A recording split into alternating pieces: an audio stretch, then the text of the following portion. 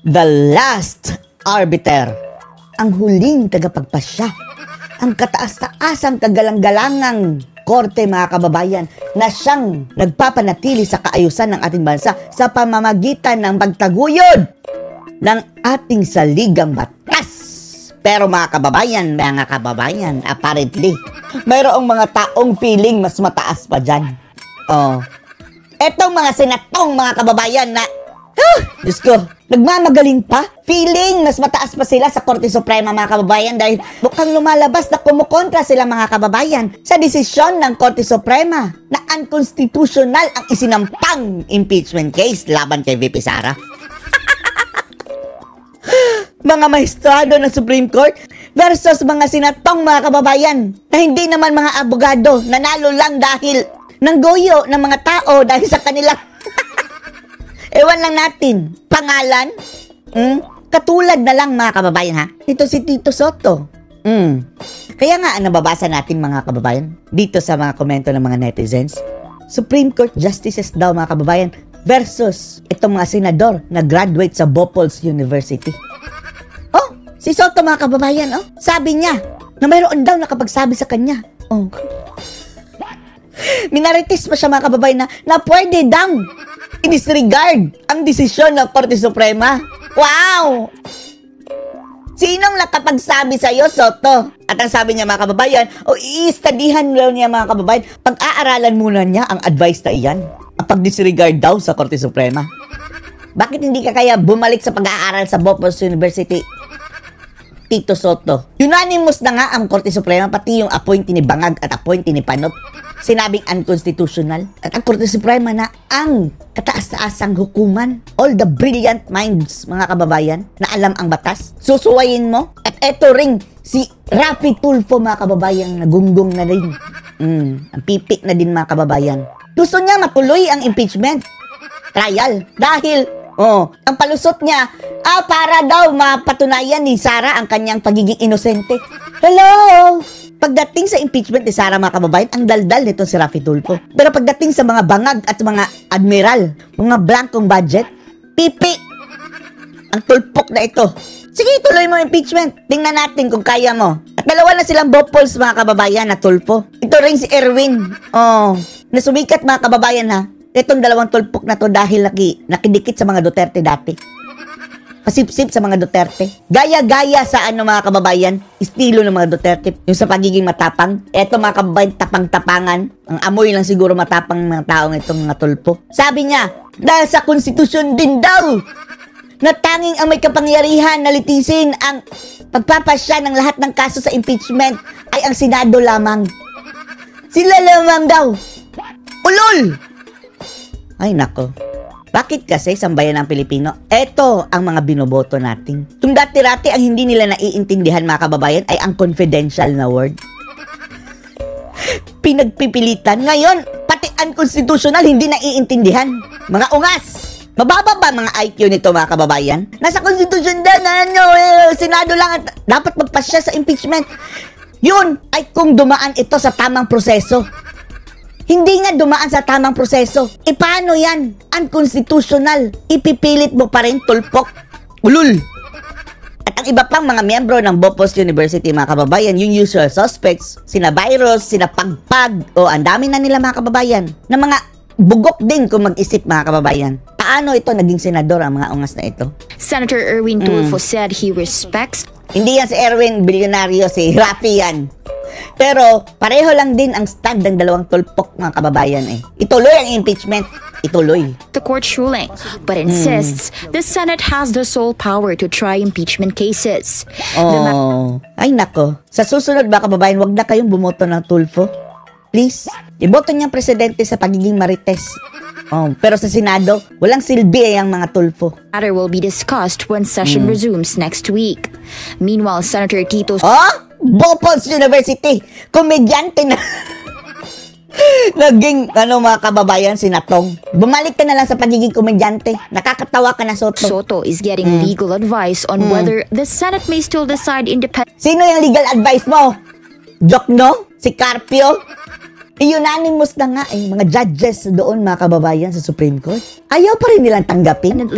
But acknowledged that the Supreme Court is now asserting its role even in political questions. Nakikialam na daw. Iyan ang nag-i-interpret ng batas Ikaw, mag-aral ka muna ng abogasya. Siguro, nag-graduate ka 100 years old. And then, ewan na natin kung kakayanin mo pa ang haba ng panahon bago ka pumasa. Bigyan ng 100 years ito para maging abogado. As a veteran lawmaker, he recalls how the High Court Diyan na tumanda mga kababayan. Anong nangyari sa Pilipinas? Gumanda ba? Kung nagkandaleche-leche pa rin tayo dito and then veterano na yan, kabilang siguro sa problema. did not touch any.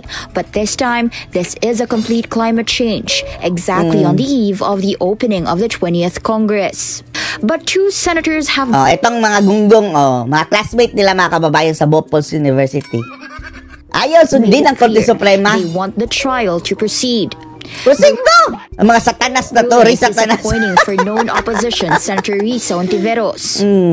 She said, Mag-trial ka mag-isa. Bakit hindi ito yung i-trial mga kababayan na inakusahan na mayroon ng lumantad na testigo mga kababayan na nag-bribe ng testigo. as the Supreme Court misread its own precedents and set up unnecessary barriers to impeachment. Wala kang bilang ungas. And that the decision could make it Magputak na lang harder dyan. to hold top officials accountable. Wala silbi yung pinagsasabi ni virus mga kababayan Senator Bam Aquino is Ito pagpag. Ito mga kababayan, akala natin nagbago na.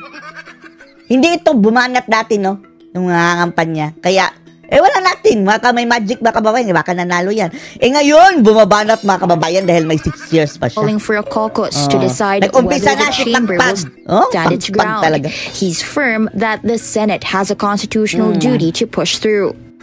Dapat daw push through talaga.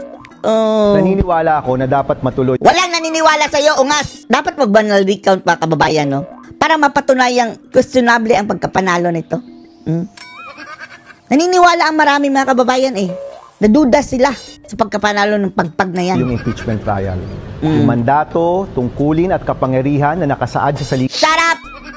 Bakit hindi ka na lang kumain ng pagpag? ng batas ay nasa Senado at walang iba. Pag. Handa na kaming dinggin ang lahat ng ebidensya para makapagdesisyon ng Ngayon pa lang mga kababayan, nag-iingay batas na. bilang mga hukom. Kaya Tuta na ito ni Marcos. Yung Aquino mga kababayan na naging pro-Marcos. dapat ituloy na to. Ituloy na yung impeachment trial. Ituloy na pagkain mo ng pagpag.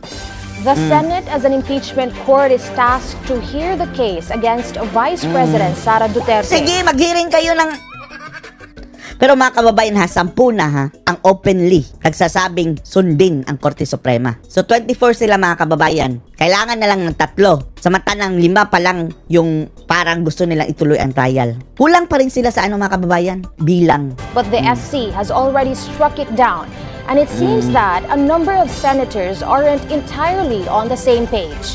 At least 10 senators say At least 10 na mga kababayan ang susundin ang utos ng Korte Suprema. will follow or respect the Supreme Court ruling, whether firmly or cautiously. But 2 senators openly 2 senator ang openly at 3 senator ang nagpahiwatig mga kababayan na ituloy ang kaso. 5.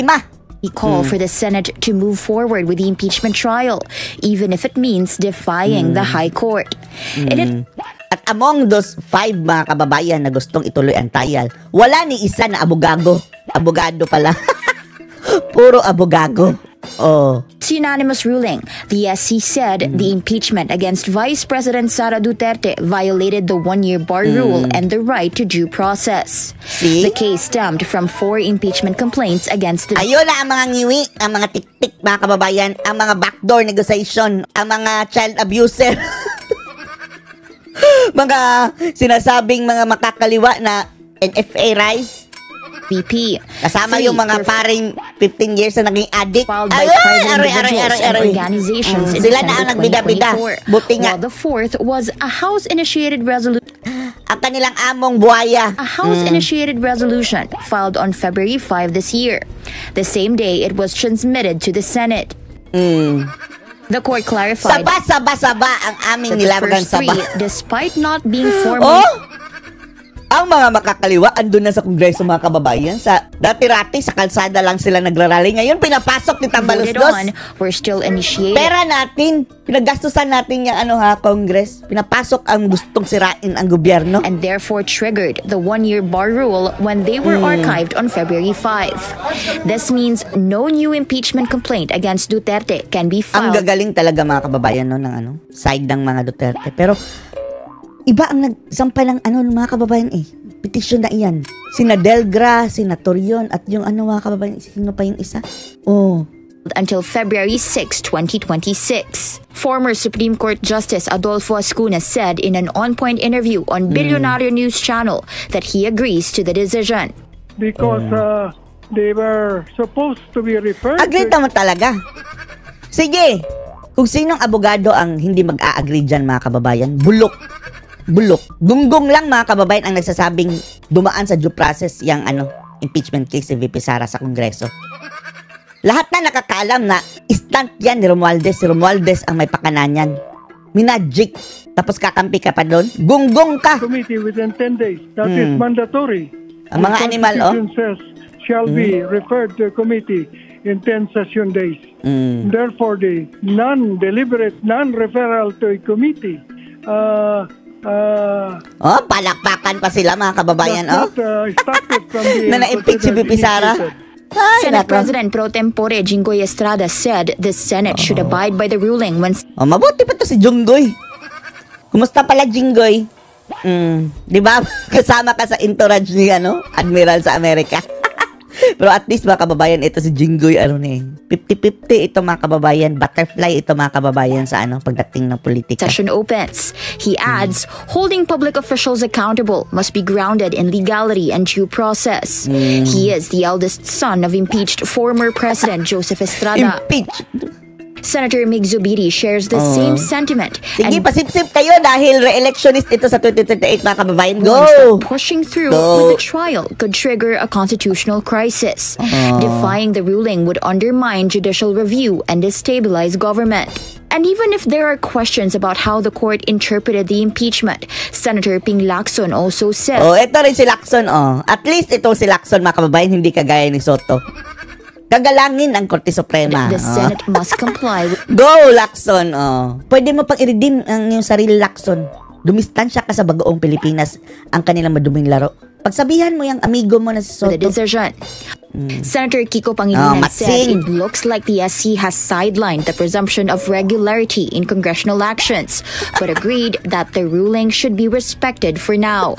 Mabuti naman si Matsing mga kababayan. Hindi ko maunta. Kasi abogado Hindi mo gagalangin ang Supreme Court? Pwede kang madisbar niyan. Samantalang yung 5 mga kababayan na gustong ituloy ang impeachment ni Sara, walang mawawala sa kanila, walang madidisbar.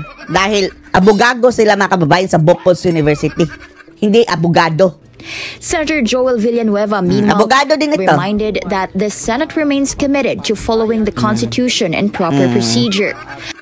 Others are ready to move on. Move on na si Mangga. Siyempre, ito si Mangga mga kababayan. Presidential Pasipsip kay sister and Sara. Senator Amy Marcos says, awat muna sa politika, and the Senate should respect Sabihan mo ang kanyang kapatid na magtino. the court's ruling and shift focus to public service. Oh, Senator Win Gatchalian said the court has spoken and he accepts its final say. Di ba? Kasama ito sa mga kababayan. Gustong ituloy ang impeachment dati. Ngayon, surrender. Di ba? Nagpa-picture silang 5 ni virus. Abogado kasi mga kababayan Kukontrahin mo ang Korte Suprema, mas magaling ka pa sa Korte Suprema. Mapapagalitan ito ng Korte Suprema mga kababayan. Basta abogado, ang Supreme Court ang iyong amo. And finally, Senator Bato de la Rosa, who earlier moved to dismiss the complaint, said the ruling confirms what he Hallelujah! Ang believed sabi from ni the Bato mga start. kababayan. He credits his stance and the court's decision to divine intervention. The lines are clear. 10 senators have said they will follow or respect the SC at least for now. And with the opening of the 20th Congress next week, the Senate must decide whether to follow the court or assert its constitutional role. Hannah Tia, Billionario News Channel. Anong masasabi niyo dito? Post your comment below.